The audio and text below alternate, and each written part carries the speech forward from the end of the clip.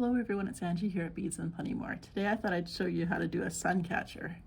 So I pulled out this beautiful rainbow dragonfly, and it's got rhinestones in it, and it's nice and colorful. And then I've pulled a few beads. I started linking them already, but there's a few more. I'll show you how to do the links as well.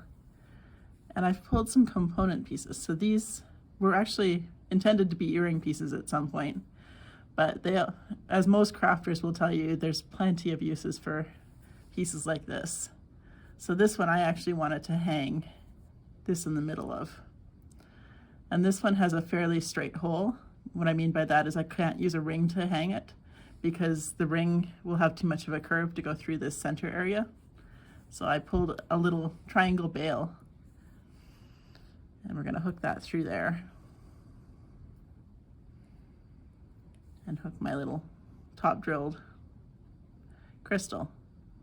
And I like this because it's going to sway back and forth when it's in use, and it'll create movement in my little sun catcher here. And anytime you create movement, you create little rainbows and such bouncing off of the different crystals and so on. So if I can just get the hole lined up here, I had this set up.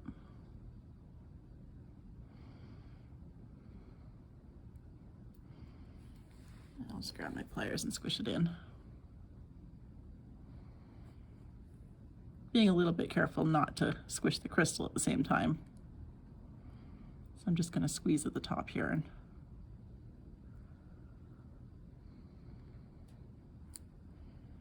there, that's sitting in there now. So see how that's creating movement there? Okay, where's the next one? So the next one, I've got a butterfly, because I'm all about the spring bugs and flowers and so on. This one I've already linked. I'm just going to close it up here using my round nose pliers. But the next one, I'll show you how to do the link. So this one, when I was pulling my beads, I've got this rainbow dragonfly at the bottom, but I found that as I was navigating through the beads, I ended up pulling a lot of the turquoisey blue tones. So this is 20 gauge wire, and what I'm going to do is I'm going to come down about a centimeter and fold it over. So I've got a 90-degree bend in the wire. Now I'm working with just a piece of wire. I often will work off the spool so I don't waste any wire. So I'm grabbing right at the end of the wire, but partway down my pliers, so I'm not right at the tips of the pliers. I'm just bringing it around to form my circle. So by putting the bend in the wire, what happens is that circle centers, so it's sitting centered on the wire. So once I've got this nice little circle here, I can just open it up a little bit and hook it to the work that I've already got. So now we'll hook on this bead. And then I need to think about which direction I want my loop to go, because this is my next component piece, this one here. And I want that to sit flat the way this one is sitting flat. So I've got my one loop sitting this way. I'm going to come forward with my wire. So I'm holding nice and tight to the bead. And I want to leave about my centimeter. If you're unsure on your measurement, one thing I would say to you is cut it a little bit long, because I'll do that with one of them and I can show you how to fix it. Because you can always make a large loop smaller, but it's really hard to make a small loop bigger. You just can't do it. So bring that around and we'll hook this in.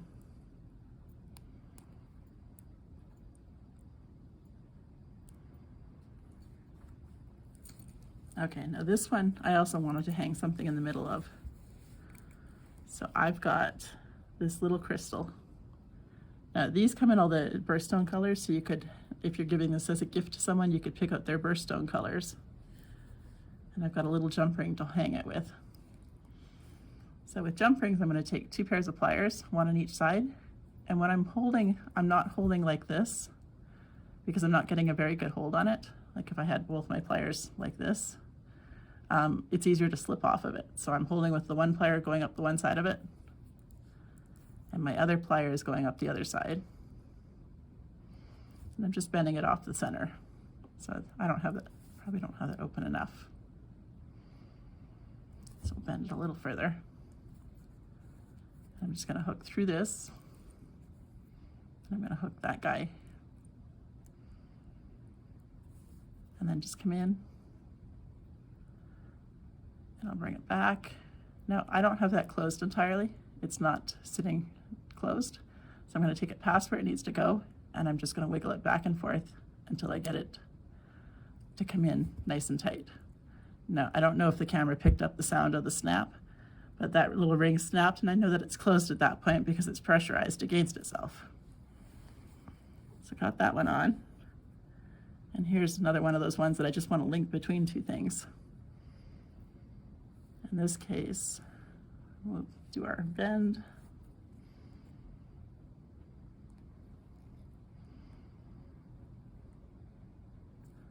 This is going to go here.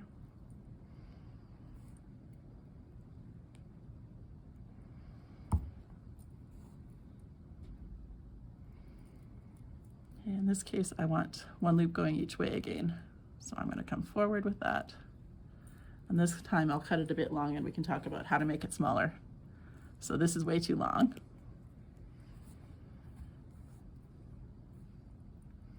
So even if I was way down here, that loop's still much too large. But what I can do is I don't have to worry about undoing it or anything. I can just come in and cut part of my loop out. So making sure you're cutting on the right side, of course. And then I just come in with my pliers and I round it out until it closes. So that's how you make a large loop smaller. But we're going to hook it into this heart piece. And I actually needed the loop a bit bigger anyways because my component piece is a little bit thicker. So another way you can get a ring to close is just to take your needle nose pliers on and just wiggle it in. So this one, I figured I'd put this little guy in here. And how I figured I'd do that is with some 24 gauge wire. So I've been working primarily with 20 gauge wire, but this time I'm grabbing a slightly thinner wire because of the way I want to put that in there. And what I can do with this wire is I can take and I can put a couple little curly cues in it.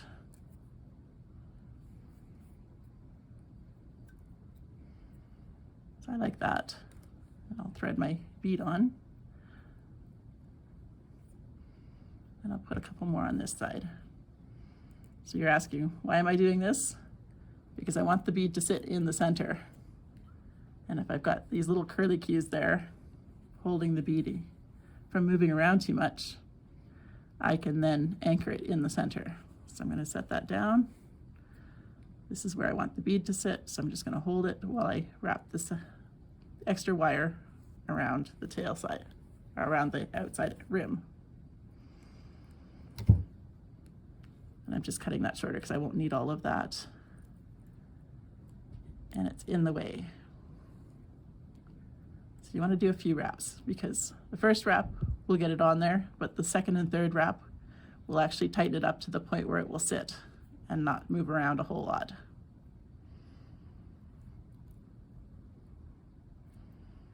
And we'll do the same thing down here with the other side of it.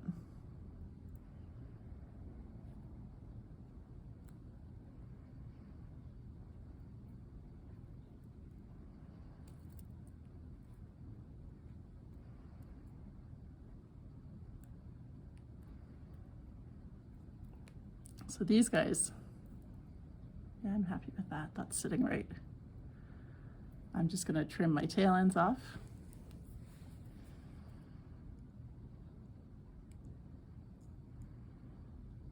So one thing you might notice when I'm cutting with my cutters, this is the flat side of the cutter here. And I'm cutting with that on the inside of where I want to cut. And that's because that's going to give me the flush cut. That's going to give me that nice flat cut. And the other side, my throwaway piece, is going to have that rough cut. So I always want the good cut to stay with my work. So I'm just using my needle nose pliers, first of all, to squish the ends down, but I'm also squeezing on the wire a little bit to kind of anchor it into that spot where I want it to sit. So there's my little piece there. And we'll move on and do the next part. So I have another one of these little component pieces with the crystal in the middle. And I actually have the link done and open just so I can hook it. So open that just a little bit more. So I'm just coming in and making my circle a little bit bigger to get it on. And then when I go to close it up, I put the barrel of the plier into that and just round it out until it closes. So I also thought I would use this piece. This is also an earring piece. Usually you'd just put a bead at the bottom and you'd put a shepherd hook at the top. But I have a bail here, and I was thinking I would just pop it into the bail. And then I'm gonna just squeeze on it until it's sitting tight in that bail. There we go. So that gives me a little swirl up higher there. And then I'll just hook it into another bead here. So I have another one that I had started and got partly done. And then I've left some chain at the top. And here's why I've left the chain.